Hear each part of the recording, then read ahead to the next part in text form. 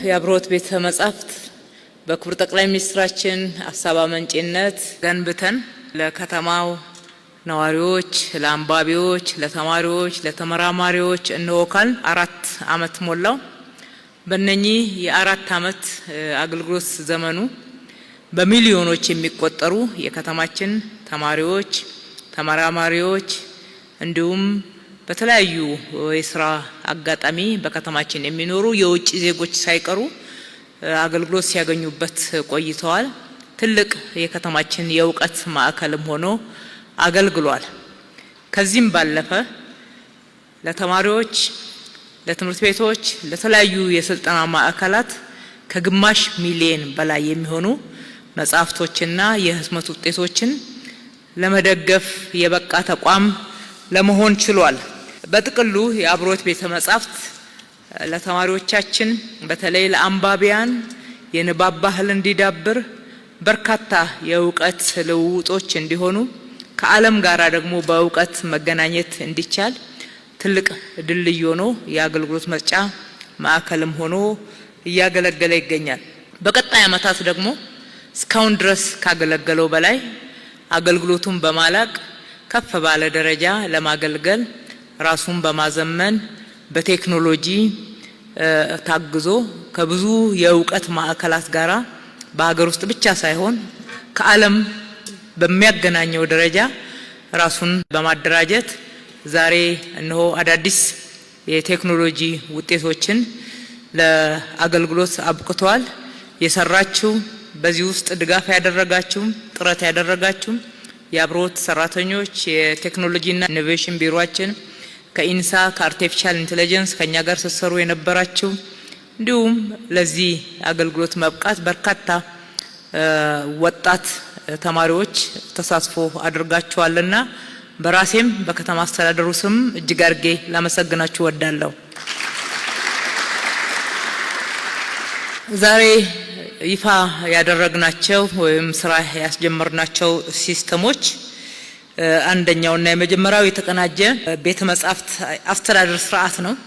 ቤተ መጻሕፍቱን በዘመነ የአስተዳደር ስርዓት ውስጥ ማስገባታችን እዚህ የሚገኙትን እነኚህ ትልቅ የእውቀት መድብሎችን ወይም ደግሞ መጻሕፍቶችን ሌሎችም የሪሰርችና የጥናት ውጤቶችን በትክክል ለተገቢው ዓላማ እንድንጠቀም በቀላሉ አክሰስ እንድናረጋቸው እንዲሁም እንድንጠብቃቸውም ጭምር የሚያስችሉ ናቸው።